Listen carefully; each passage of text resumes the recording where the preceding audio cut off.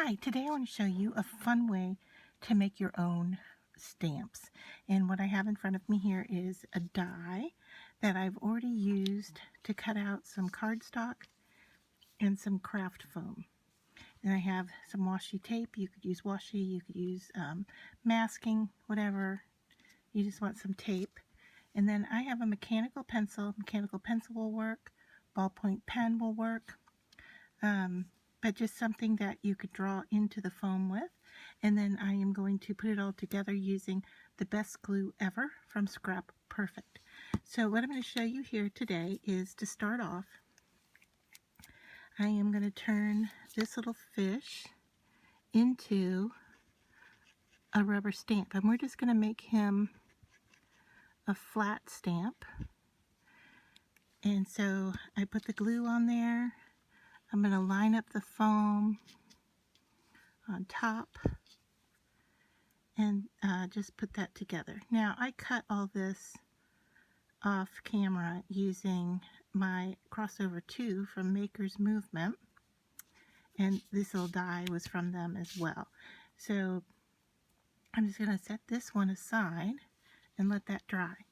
Now this one I'm going to take, I can turn him the same direction here, and I am going to draw on him. So when you're doing this, you want to be careful not to push into the foam with your fingernails. I have long fingernails, and I have found that does not work well. So I'm going to start by giving him an eye, and I can really control this with the mechanical pencil, and just go in there a few times to get that eye. And now let's just give him some fun fish shapes here. So I'm going to just go over this line a few times to make sure it's deep enough into the foam. And then let's just do a few little polka dots back here.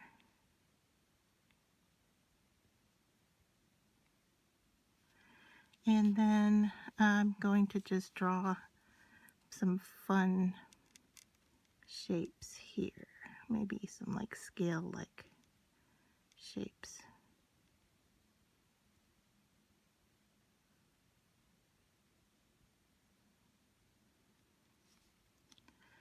The nice thing, like I said, about the mechanical pencil is that you can get really fine little lines. And I'll show you the difference towards the end here of some trials that I did.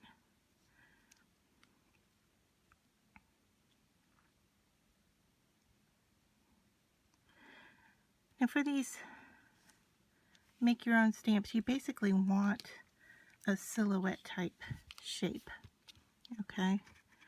And that's what I have here with the fish. I could cut some shapes out into him if I wanted. I could, I just want to make sure I don't have too much activity. I really want, a solid type shape. Alright, so I'm going to turn these guys over, and I'm going to use my tape here. And I'm just going to grab a scissor. You don't have to use a scissor here, but since my little guys are so small, I'm going to kind of help this tape along, cut it in half. And so what I want to do here is I want to fold this in half, but I want to leave some wings out to the side, okay? And that is what's going to attach to the back. All right, now when you do this, you want to try to line this up as best as you can, because you don't want it, sticky, but that's going to help you move your stamp. And that's the only reason I'm doing this. You may find another way that works. I just don't. I got this one a little bit off base, so let's see. I think I'm gonna cut this side down just to help it along. Alright, and we'll stick it on here. Alright, so there we go. We have a solid fish and we have a fish with some shapes to it. So what I'm going to do here is pull in some ink, and I'm just using black, but of course you could use all different kinds. And I am going to push this into my stamp pad. Now if you want, and you want to make sure you've got him covered because he's small, you could use the back of your pencil to make sure you're getting a good ink coverage on him. I can see that I need some more ink in the middle, kind of where my little handle is. Okay, that's starting to look good. Now a really juicy stamp pad would be very nice for this. Okay, so let's move this out of the way, and we'll just give this guy a stamp down. And I am just gonna, he's small, so I don't have to worry too much. I'm just gonna make sure he has good contact, and then use my tape to lift him up. And there, I've got a really nice stamp. I could stamp off the excess here. Well, let's see what I get from a second time. Yeah, so pretty nice. Now let's try it with the pattern shape. And what you don't want to do here is push so hard that you're, sorry, I'm off camera here. I'm just inking him up like I did the other one. You don't want to push so hard that you flatten out the pattern that you just put on the foam. Okay? But yeah, this one's getting covered pretty well. Alright, let me move that away and turn him over. Now, if you're doing this at home, I would recommend, you know, waiting for your glue to dry a little bit more than I did, just because I wanted to do this tutorial and show you the complete process on the video, but you will probably want to wait for that glue to dry. And there we've got our shapes. So yeah, I'm really happy with this little guy.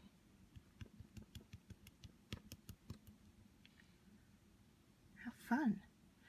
Alright, so there, I've got 2 rubber stamps that I made out of my little die. And just to show you a few other things that you can do is, here is my cardboard that I had cut out, and I am just taking this and using it as a stencil. Okay, so let's line this guy up down here, and I'm going to add one in that's blue. So I'm going to bring in some blue here, and I'm just putting it onto my stencil brush. And when you work with a stencil brush, you're going to want to work off to the side and, you know, get some of that ink off of there, because you want it almost dry. Okay, so now I'm going to go back into here and just kind of give it a rub. Now I'm doing this with a stamp pad, but you could definitely do this with paint. And if you were to do this with paint, using this as your stencil, you definitely want to make sure that you wipe it off and get your brush practically dry before you start to stencil. Okay, so there I have a stencil. So I have made a flat stamp, I have made a decorative stamp, and I also have a stencil here, all just from scrap materials. So I used craft foam, cardstock, or cardboard. It was like chipboard. It was the back of a pad, I guess, or maybe even the back of the craft foam. Let me show you, because I did some testing here. And this one is, you can see I'm trying to get a cat shape out of it, and I drew his face in with a ballpoint pen. And here, if you can see, the ballpoint pen leaves a much bigger indentation than the lines of the pencil. So I don't know, can I get those in together so you can, let me see if I can just pull this guy out of the way. Okay, so you can see the difference between the detail that I got with the mechanical pencil and then here with the ballpoint pen. The other thing I did was I tried putting some of my foam back through the die cut machine and using an embossing folder. And so when you emboss, you're going to get a pattern on both sides. And so I wasn't sure which one I would like better, so I tried it. And so where the deboss is, this is what I got. And then where it's raised, this is the pattern I got. So both ways work. One thing I want to say is that when you go to do the embossing on the foam, it really does stretch out. And let me show you what I mean by that. So I have these cat shapes that I was going to make stamps out of, and was having a bit of a difficult time, cutting through everything. So here I have the silhouette type shape, and I did this on my Cricut Maker, and I was getting a little frustrated with the settings because I was doing it with my phone, and I couldn't control how many times it was going to cut through the material, or how deep it was going to cut. And so I tried it a bunch of different times, and I ended up kind of having to almost punch things out. The other thing you want to watch out for is that your rollers, and I did not move them out of the way. I don't know if it shows up on this one, no. But I did have, maybe I didn't get them on any, here's one. Maybe you can see, but the roller does put an indent in your foam, so you got to be careful with that.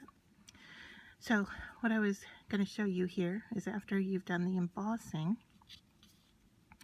and I've chosen to turn the cat this direction because I want the solid shape of the cat with a little bit of the leaf pattern removed. So if I were to do on this side, which it doesn't look, oh, here's some roller marks, maybe, or those are stems from the leaves, I'm not sure. But either way, I didn't want the raised leaf here. So I cut these out the same size, but then once I put this through the die cut machine to emboss it, it flattened the foam out and stretched it. And so now you can see if I line up the head of the cat, the tail is on the fun foam, on the craft foam, is stretched out too far. I think this will still work for me if I kind of try to center things and adjust and maybe push that tail down and around. But what I don't want, and the reason that I want the cardboard to be the same shape, is that I didn't want to just put a rectangle back here, because when I go to put this into the ink, it's pretty shallow here, and this would pick up ink, and if I'm not careful when I go to press it down, it would transfer this image as well.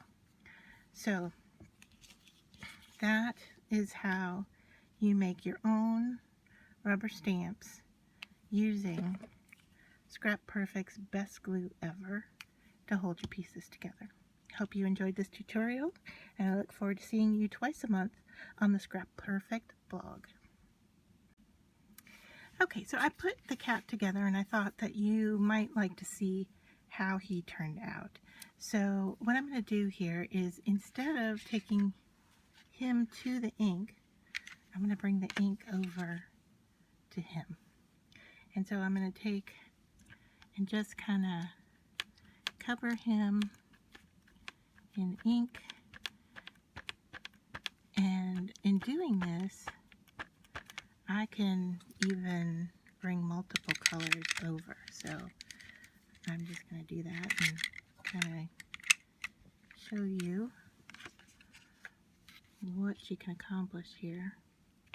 Once again, when you're putting the ink onto the foam, and be careful with those fingernails, because I tried to hold on and ended up indenting. So You gotta be careful. Alright, so one more color here, and I don't know, this might be the same color I used on his tail, but I'm just going to get him covered with ink. Try to blend out the lines.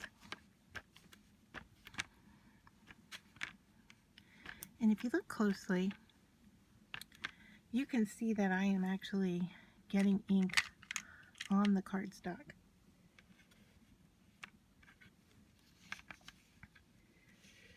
And so I want to be careful not to transfer that. So here's my sample that I just did off camera, and now I'm going to do this one on camera. So I have a little teeny piece of lint or something there, probably from the cardboard. Alright, so I've got that off. But what I wanted to show you here is this area here where I've got some cardboard sticking out and this tail isn't supported. So I have to pay attention to those areas. Okay, so I put him down. Just get a clean area over here, at least a little bit cleaner. And I'm going to put him down. Alright, and then with your fingers, with a pen, however you want to do this, I want to get into those areas that aren't flat, right? And make sure I'm really getting that transfer there of ink. So I'm pushing, I actually used my stencil brush to kind of push on all these areas just to make sure I'm getting everything. And then, of course, here's the little troublesome area. Now, if I had used a die to cut this guy out and the pieces were more exact, I wouldn't be having this trouble. So I am just going to actually lift up. Yeah, okay. I can lift off the whole thing. So there is my two-toned cat, and hopefully you're getting a good view of it on camera. I am getting a few wispy pieces on here. But this would be cute. I could cut this out. But anyway, I just wanted to show you that how the embossing worked. And of course, back to the fish. You saw the solid, and then you saw here with the pencil. So, hope you have fun. I hope you give this a try. This is a really nice project to do with your scraps and leftovers. So yeah, see what you can use and what you can do to make your own stamps.